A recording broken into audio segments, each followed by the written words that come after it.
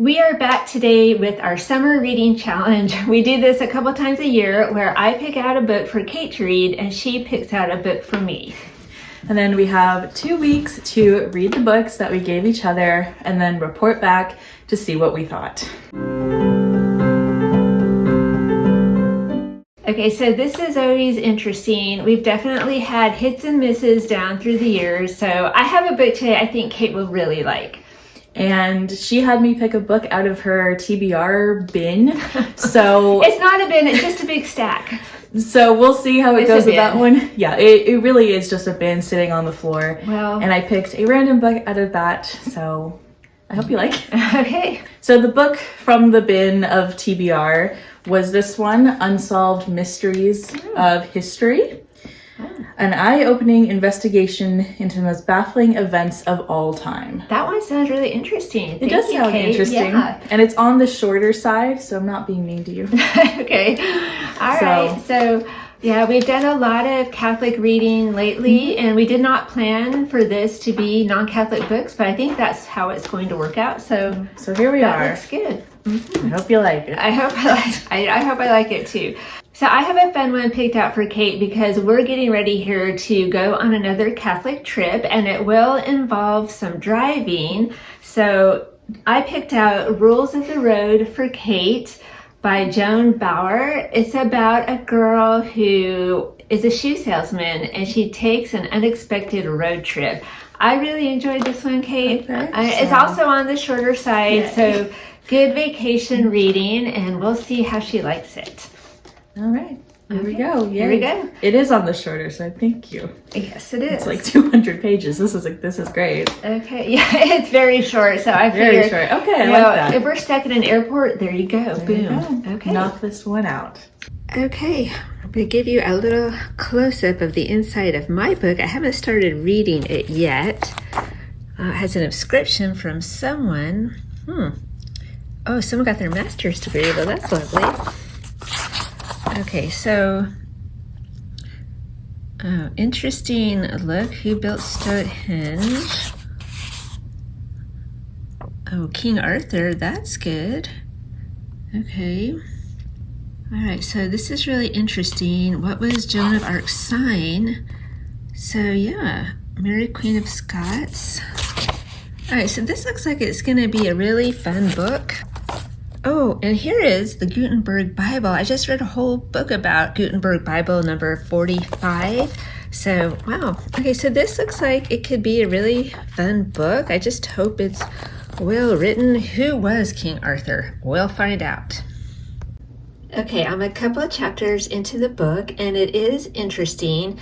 The author talks about different things. I just read Stonehenge, and he presents the information from the past and up to the very present.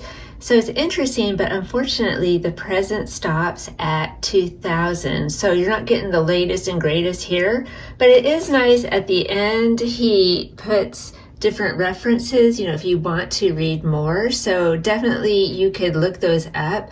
But again, this was written in 2000, so it's not the latest and greatest, but it is interesting.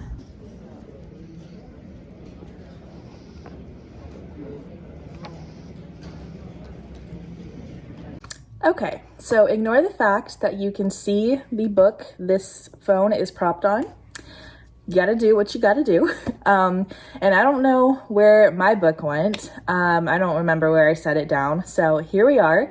But I'm gonna do my first little update.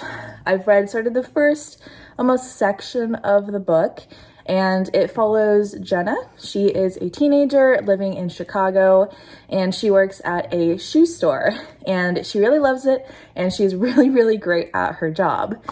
But when we come into the story, we see the owner of the shoe store and the shoe store franchise, Mrs. Gladstone, come in and pick Jenna to be her personal driver on a big road trip to go visit all of the different branches of her shoe store. So it comes very much out of the blue, but eventually Jenna and her mother agree to it. So Jenna's going to be taking Mrs. Gladstone on a big long road trip through all these different places from Chicago all the way down to Texas. So it's been a very enjoyable read so far. It's very easy to read, very quick to read. I have not been able to get a sense of what year this takes place in. Maybe the 90s. I'm not 100% sure. Definitely not the modern day. The book itself is a little bit older. So that's been my ongoing question is, when does this book take place? What year? So maybe I'll figure it out, but I'm having a good time with this book so far, so I'll keep you updated. Okay, now I'm up to chapter 6 in the book, which is, wait for it, Did Jesus Die on the Cross?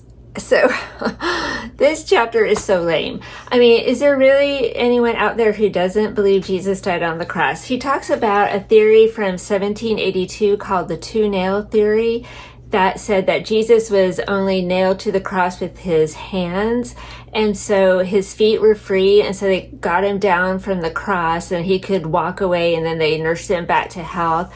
And then he talks about the Gospel of Thomas.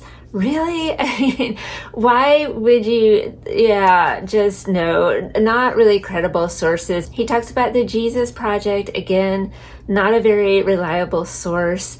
So it was written in 2000, but I still feel as though he really just picked some lame sources, and I don't know. It makes me a little bit worried for the rest of the book because he could be telling me anything.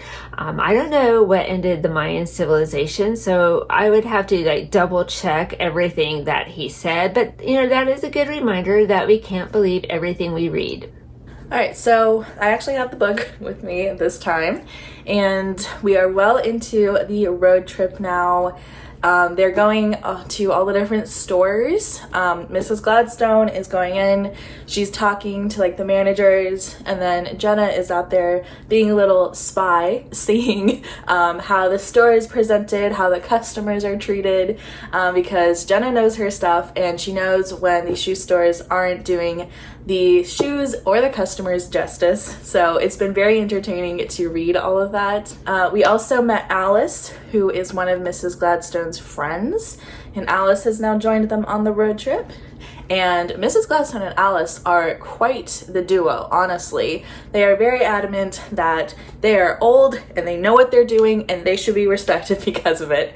So they're quite a hoot to read about those two. So getting towards the end of the book, maybe the 2/3 mark. So we'll see what happens. I hope it all goes well. Okay, so I'm getting close to the end of the book, and there have been a couple of chapters since the Jesus chapter that were pretty interesting. One was about the death of Mozart and who might have all been involved in that. I hadn't heard some of this information before, so that was interesting. Also a chapter about the Titanic. Now, I knew that there was the vessel, the Carpathian, that came to the rescue of the Titanic and rescued a lot of the survivors. But what I didn't know or didn't remember was that there was another ship called the Californian that was also in the area, and they received distress calls from the Titanic, but they did not go right away to the rescue. So that was really interesting to read about, although again, after the Jesus chapter, I'm a little gun shy, and I would definitely have to investigate these more thoroughly myself. Right, so we just hit a sort of plot twist, I suppose, which is kind of sad. I didn't see this coming, so oh boy, things are getting a little bit rough, but that's okay. I don't want to spoil anything, obviously, but we just had that happen, and they're working towards something big, this big meeting. Let's just say a big meeting. That I guess will take place at the end of the book. So it's it's picking up. Things are getting very interesting. Okay, so here we are, and we finished in our 2-week deadline. We took that trip to Champion, Wisconsin recently, and so that's always a good time when you're on vacation in the airports. You can get a lot of extra reading done. So I guess now we get to discuss how we felt about our books. Okay, yeah. All right, so Kate, did I sometimes I pick books that Kate doesn't really like, so yes. I'm hoping this time I picked one she enjoyed. Yes, and you did pick one I enjoyed. Good. I really did like this book. It's a fun summer read, very interesting, very well written. It did have some twists and turns though, which are like, yeah, there was why? one. But it's all part of the story, and overall this is a good book. I would recommend it. The heroine is really spunky and really inspirational, I thought, in that one. She is. Okay. All right, so my book I finished, and at first when I was reading it, I was thinking, oh, this would be a great book if you homeschool. You could turn it over to your teenagers and say, pick a topic from this book and research it more.